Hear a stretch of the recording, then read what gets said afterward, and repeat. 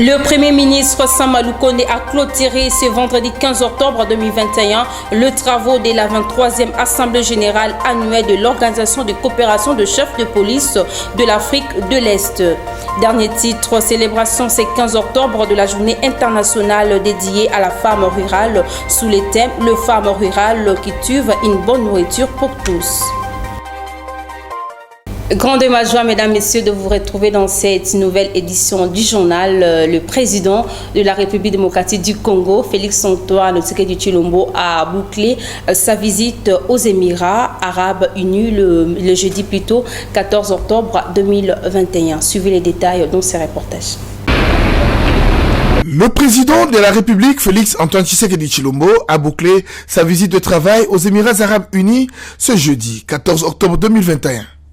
C'est par l'aérodrome présidentiel de Dubaï que le chef de l'État a pris son vol retour pour Kinshasa après un séjour fructueux dans la Fédération des Émiratis.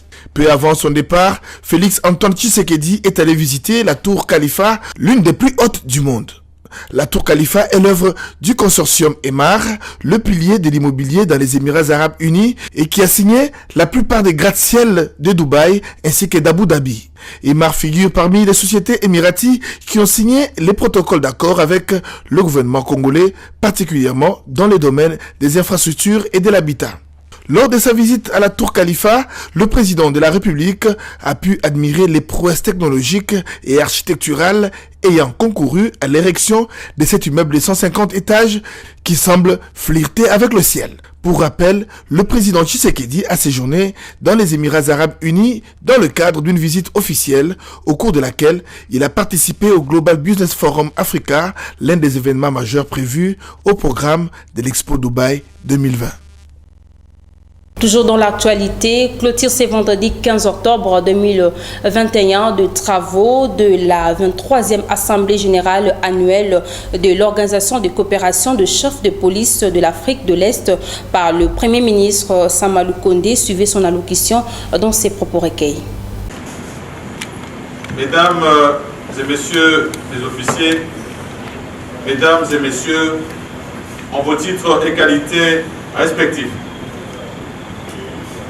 dans quelques instants, les lampions de la 23e Assemblée générale annuelle de l'Organisation des coopérations des chefs de police de l'Afrique de l'Est, ECCO en sigle, vont s'éteindre. À cette occasion, permettez-moi, au nom de son Excellence Monsieur le Président de la République, chef de l'État, de vous remercier, messieurs les participants, de vous être personnellement déplacés pour Kinshasa, capitale de la République démocratique du Congo, pour la tenue de cette assemblée. Votre présence démontre la grandeur de votre esprit, de responsabilité, face au combat qui est le nôtre contre la criminalité transnationale, transfrontalière et le terrorisme. Je vous félicite tous pour les travaux que vous avez réalisés ici à Kinshasa. Et je suis certain que toutes les recommandations contenues dans le rapport final trouveront un écho favorable auprès de nos gouvernements respectifs. Une fois encore, félicitations, chers messieurs et dames, pour ce travail accompli. Sur ce, je déclare close la 23e Assemblée générale de l'Organisation des coopérations des chefs de police de l'Afrique de l'Est. Et je vous remercie.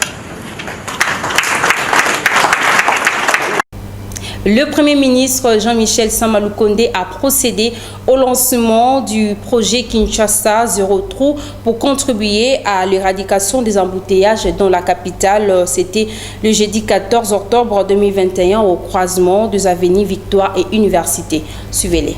Je voudrais d'abord dire que nous démontrons ici une ambition, un objectif. Parce que, comme vous l'avez suivi récemment, lors de notre dernier conseil de ministres, Son Excellence Monsieur le Président de la République est revenu sur la problématique des embouteillages et des bouchons dans la ville de Kinshasa. Mais au-delà de ça, le problème de civisme routier.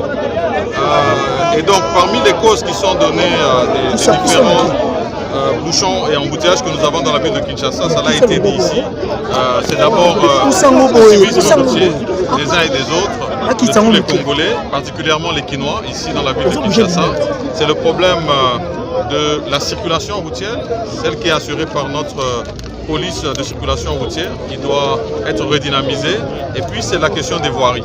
Ici nous sommes là dans le cadre des voiries, qui doivent être complètement réhabilités pour que eux ne soient plus une cause, une raison à ces multiples bouchons auxquels nous assistons dans la ville. À côté de ça, c'est permettre aussi que nous puissions avoir des voies secondaires. Parce que comme vous savez, ce qui rend la circulation difficile dans la ville de Kinshasa, c'est que nous avons très peu de voies d'accès vers les points centraux de la ville.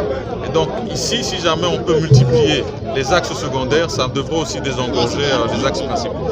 Donc on est là dans ce cadre, c'est aussi pour répondre une fois de plus à la vision, à l'instruction de Son Excellence Monsieur le Président de la République, Félix Antoine Tshisekedi, pour améliorer le quotidien des Kinois en particulier ici et des Congolais en général, particulièrement dans la circulation routière. C'est là le but de notre visite et nous encourageons le ministère des infrastructures que nous sommes venus accompagner dans ce projet, ainsi que toutes les structures qui vont œuvrer, non seulement le VD, mais aussi les autres sociétés congolaises qui vont nous accompagner dans ce projet. Bien sûr, c'est un travail que nous allons effectuer étroitement avec le gouvernement provincial, donc avec le gouverneur de la ville province de Kinshasa, pour qu'on s'assure vraiment d'atteindre la cible, c'est-à-dire l'amélioration des conditions de circulation des Kinois. Voilà, merci. Merci beaucoup. Aussi, le chef de l'exécutif national, Jean-Michel Samalou Kondé, a ouvert le jeudi 14 octobre 2021 à Kinshasa le forum de validation du document de politique scientifique nationale organisé par le ministère de Recherche scientifique et Innovation technologique. Suivez ce reportage de Souleymane Kalunga. Ce sont les encouragements et félicitations que le Premier ministre Samalou Kondé Kingi a ouvert ses assises de validation du document des politiques scientifiques nationales. Je l'en félicite et l'en remercie. C'est aussi l'occasion pour moi de féliciter tous les illustres scientifiques que vous êtes pour participer à cette œuvre ce jour. Vous souhaitons un bon travail et dans l'espoir de la production de ce document tant attendu, je déclare ouvertes les assises du forum de validation du document de politique scientifique nationale. Prenant la parole, le ministre de Recherche scientifique José Panda a expliqué le pourquoi de ces assises avant d'honorer le professeur Dr Mouyembe pour sa gestion de la Covid-19. Il était donc nécessaire d'actualiser ces drafts en tenant compte de toutes les évolutions survenues au pays, en Afrique et dans le monde. C'est ainsi qu'en 2019, l'UNESCO a de nouveau consenti de solliciter les services de notre consultant international avec le concours cette fois-ci de 3 experts nationaux. Un des conseillers des ministres de Son Excellence, M. le Premier ministre, chef de l'État, président de la République, avait dirigé, il avait demandé à mon ministère, sous votre égide, qu'on puisse reconnaître ces fils de ces pays chercheurs. Une référence. C'est cela, sous votre autorité, je vais pouvoir remettre ces diplômes que vous allez remettre aux représentants du professeur Mouyembe. On m'a dit que c'est le professeur Moumba qui est son adjoint, il est dans la salle. De venir. Au sortir, les participants se disent très satisfaits. À travers la recherche spatiale, nous voyons tout ce qui est système de sécurité de l'espace. Il faut savoir qu'aujourd'hui, sans la recherche, le pays est voué à l'échec. Lorsque le président de la République parle de la sécurité numérique, pour moi, je me suis dit que c'est un rêve. C'est une réalité qui est en train d'être accouchée. Je me suis même posé une question si ce n'était pas une révélation divine. Parce que l'agenda 2063 de l'Union africaine et 2030 de l'ONU pense qu'aujourd'hui, un pays sans recherche, c'est un pays voué à l'échec. Merci de rappeler que ces assises ouvertes ce jeudi prendront fin le samedi 16 octobre 2021. Je l'ai annoncé au sommaire, célébration ce 15 octobre 2021 de la journée internationale dédiée à la femme rurale sous les thèmes le femme rurale cultive une bonne nourriture pour tous. Pour cette fin, je vous laisse suivre le message de la ministre du Genre, Famille et Enfants, Gisèle Ndaya Lousseba, dans cet extrait choisi pour vous par Isaac Talakwa. La célébration de la journée internationale qui leur est dédiée pour témoigner de l'attention particulière accordée par le gouvernement de la République s'est traduite par la vision du chef de l'État, son Excellence Félix Antoine Tshisekedi Tshilombo, qui fait de la participation de la femme dans les instances de décision et de son autonomisation son cheval de bataille.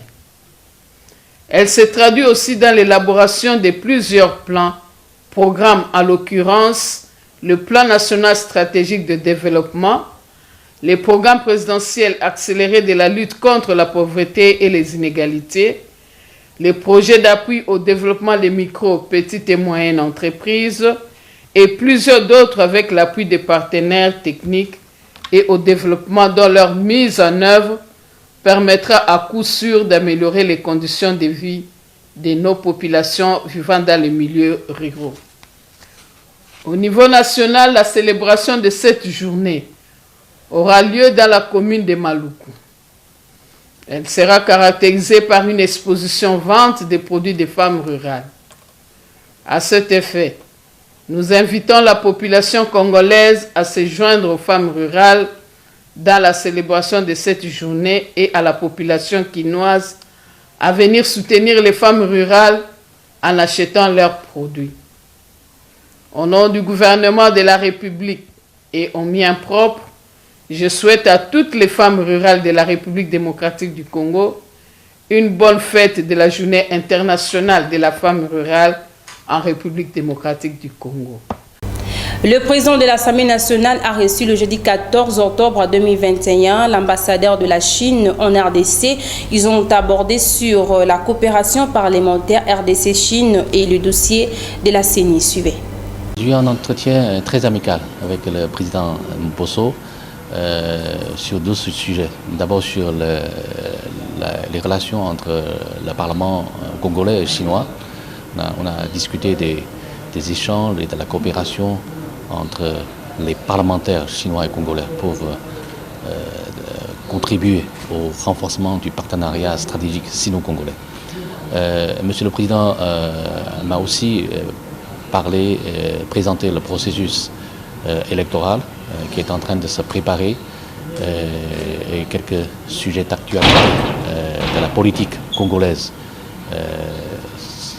En tant que partenaire stratégique de la RDC et membre permanent du Conseil de sécurité, la Chine, nous sommes très attentifs à tout ce qui se passe au Congo, notamment concernant le processus électoral. Nous avons constaté des tensions politiques qui montent et nous sommes inquiets. J'ai souligné deux points avec M. le Président. D'abord, la Chine soutient tous les efforts en faveur du dialogue inclusif et constructif entre les Congolais pour trouver une solution consensuelle aux problèmes concernant le processus électoral. Et nous sommes confiants que les Congolais ont la sagesse et l'intelligence pour parvenir à ce consensus. Deuxième point, la Chine est contre toute ingérence dans les affaires intérieures du Congolais, parce que nous considérons que la préparation, le processus électoral de la République démocratique du Congo, c'est une affaire interne des Congolais. Donc il faut laisser les Congolais régler leurs problèmes par une solution congolaise. La communauté internationale, nous avons le rôle d'accompagner ce processus et de donner notre soutien extérieur, mais sans ingérer dans les affaires intérieures du Congo. Toujours le jeudi 14 octobre 2021, le président de l'Assemblée nationale, Christophe Mbosso Kodia, a aussi conféré avec l'ambassadeur du Royaume du Maroc en RDC, Rachid Agassim. Suivez-les. Comme je le dis toujours, c'est un plaisir et un honneur d'être reçu par mon frère, le président de l'Assemblée nationale. Aujourd'hui, je suis venu pour lui présenter le nouveau président de la Chambre des représentants du Maroc. Vous savez, après les élections très réussies du 8 septembre, on a une nouvelle Chambre de représentants et un nouveau Sénat. Donc je suis venu lui présenter une note. Comme ça, il aura la possibilité et le plaisir de rentrer en contact avec le nouveau, son homologue au Maroc. On a aussi parlé puisqu'on a maintenant un nouveau Parlement, de la formation du groupe d'amitié parlementaire RDC-Maroc. Et Monsieur le Président a donné ses instructions pour que ce groupe soit formé incessamment, même d'ici la fin du mois, Inch'Allah. Elles ont toujours été au beau fixe, c'est tout à fait naturel. C'est seulement une reprise de relations avec de nouveaux députés. Les relations ont toujours été excellentes et historiques. Bien sûr, on va permettre aux deux députés des deux chambres, des Congolaises et marocaines, d'aller de l'avant et de renforcer davantage les liens d'amitié qui existent entre les deux nations. Comment se faire de l'argent dans le monde actuel, précisément chez les jeunes qui ne savent quoi faire? La réponse avec Madame Flakbo Akofa Gloria, entrepreneur sociale, formatrice en communication digitale et numérique. Question de rendre le jeune autonome, d'où elle lance aussi un appel aux jeunes afin de répondre présent à cette formation qui aura lieu ce samedi 16 octobre à Kinshasa. Elle est au micro de Dodo Kalonji et Jonathan Koyabia. Actuellement, la nouvelle façon de se prendre en charge est de se lancer sur l'Internet. Il est temps que nous, jeunes Africains, on puisse tourner l'Internet à notre avantage. Et c'est pour cela que je suis ici aujourd'hui pour inviter la population congolaise, les fonctionnaires publics et privés, les étudiants, les chômeurs, les femmes, les jeunes filles, tout le monde, toute personne qui détiennent ou bien qui a un téléphone portable, un ordinateur, qui achète les mégas, de pouvoir changer cette situation à son avantage et changer sa vie financière. Voilà. C'est pour ça que nous sommes là. Et nous avons des techniques et stratégies que nous allons apprendre à toute personne qui s'approcherait de nous, qui va assister à la conférence que nous organisons déjà demain.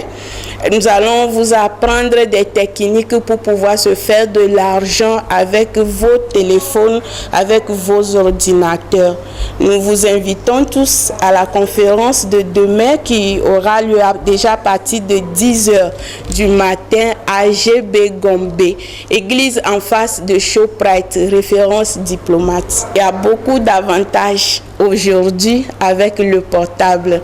Quels seront les avantages? Vous serez dans votre domicile, dans votre canapé et connecté au-delà des frontières congolaises. Vous aurez des équipes, des coachs qui vont vous encadrer, qui vont vous aider à gagner de l'argent, à lancer votre entreprise, à la globaliser. C'est-à-dire vous êtes ici en RDC, mais vous pouvez avoir votre entreprise dans tous les pays du monde. L'Internet a réduit la planète Terre en un village planétaire et nous sommes chez nous, mais nous pouvons gagner de l'argent même quand nous dormons avec nos téléphones. Tous ceux qui veulent venir peuvent nous joindre plus 228 99 59 62 73 ou bien on nous appelle directement sur le 081 23 96 453. En Ituri, le gouverneur militaire, le lieutenant-général Luboyaka Chamadjoni, a lors d'un message adressé le jeudi 14 octobre 2021 à la communauté estudiantine de l'ISP Bunia d'intérioriser la culture de la paix, gage du développement. Les précisions avec Naomi Katakou. C'est par cette devise de l'USP Bunia que le gouverneur militaire Luboyaka Chamadjoni a entamé son message à la crème intellectuelle de cette institution d'enseignement supérieur. Nous allons créer la sécurité et l'Ituri, ce n'est pas seulement l'insécurité, parce qu'il y a des intellectuels comme vous, il y a des gens qui veulent que cela s'arrête. Et surtout les intellectuels, la grande partie voudrait qu'il y ait la paix. Parce que, si vous ne le savez pas, l'Ituri est très riche. Et ça vous appartient à vous. Ça appartient à vos enfants. Les enfants que vous allez avoir d'ici là. Ça vous appartient. Poursuivant sa communication, le numéro 1 de la ville-province de l'Ituri a appelé les jeunes étudiants à créer un climat de confiance avec les autorités militaires en cette période de l'état de siège pour avoir un avenir meilleur. Les étudiants, c'est la crème. On vous forme pour être des grands hommes. Vous devez créer l'espoir. Moi, je dois créer l'espoir. Mais davantage, vous les jeunes, si je vous dis combien sont arrivés dans la province orientale, vous allez voir, à Kinshasa, combien sont arrivés au Kasaï, combien sont arrivés au Katanga, combien. Vous ne savez pas ce que vous êtes, parce que vous ne connaissez même pas vos voisins. C'est ça le sérieux problème. Moi, je vous dis, et je le répète toujours partout où je passe, nous étions avec des étudiants qui venaient de Bunia. Nous, on était du Qatar. À midi, on se réfugiait dans leur chambre. Parce que c'était des étudiants, nous on appelait ça lentilles. Manger la pomme de terre ici, ce n'était pas donné à tout le monde. Eux avaient la pomme de terre. Eux avaient la viande. Et en plus, ils étaient intelligents. Il faut dire que le gouverneur militaire de la province de l'Ituri a bouclé sa visite par un guide de bâtiment et de l'installation de la radio Candip où il a lancé en direct un message de paix à toute sa population. On en parle encore dans ce journal, sensibiliser l'opinion davantage sur la prévention et au traitement, tel est le but de la célébration de la journée mondiale de la vue, célébrée le jeudi 14 octobre 2021 sous le thème le droit à la vue, paix et doit être mis en œuvre. Suivez ces reportages de Ritimboudi et Jani Minga.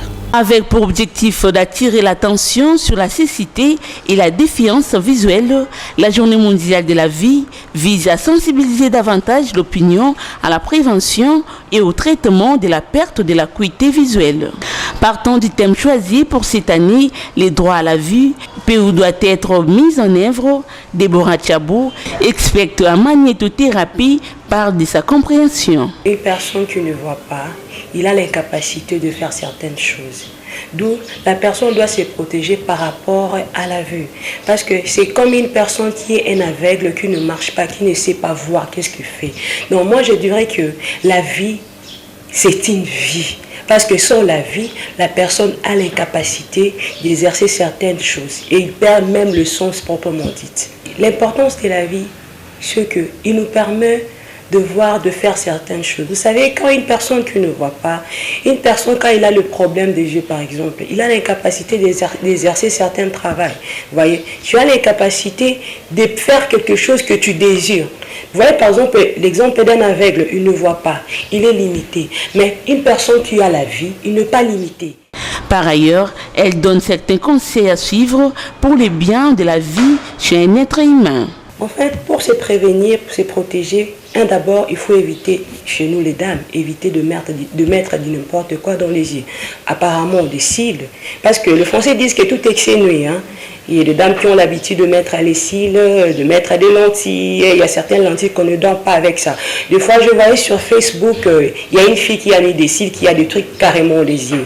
Et éviter de prendre le tabac, de fumer, parce que ça crée aussi les problèmes des cataractes, même les glaucomes.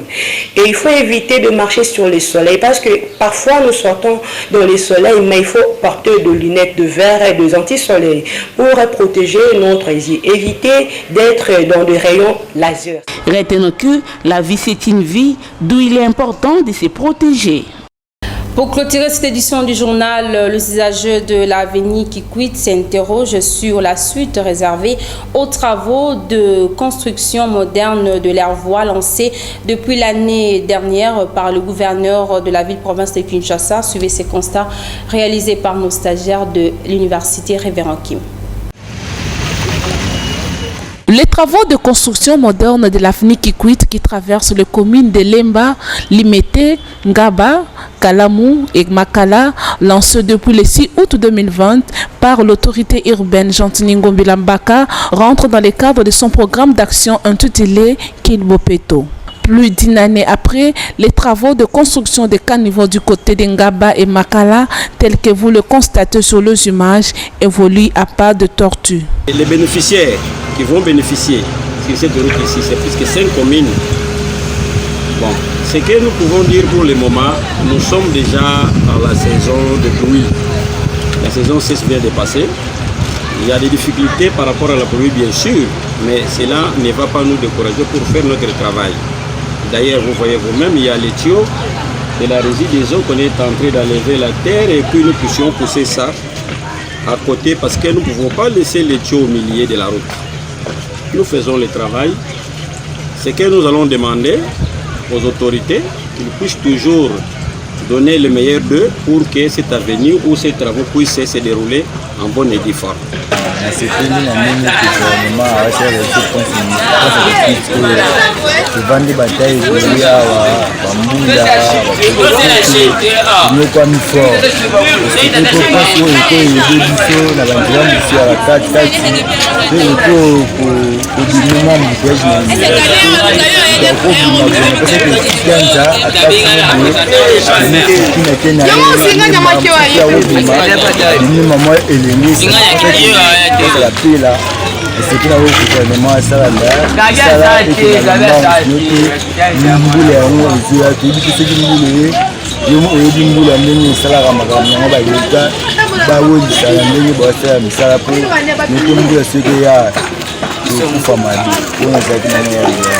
Face à cette situation, la population s'interroge, qu'est-ce qui bloque?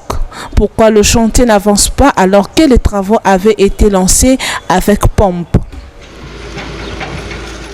Nous sommes arrivés à la fin de cette édition du journal. À présent, je vous rappelle le principal titre. Le Premier ministre Sama Lukonde a clôturé ce vendredi 15 octobre 2021 le travaux de la 23e Assemblée générale annuelle de l'Organisation de coopération de chefs de police de l'Afrique de l'Est. Dernier titre, célébration ce 15 octobre de la journée internationale dédiée à la femme rurale sous le thème « Le femme rurale qui tuve une bonne nourriture pour tous ». Voilà, c'est la fin de ces journaux. Merci à Jonathan Koyabia et Guilhem Mayamba pour la supervision technique. Prenez rendez-vous avec Dodo Kalonji demain pour la grande et nouvelle édition du journal. Au revoir.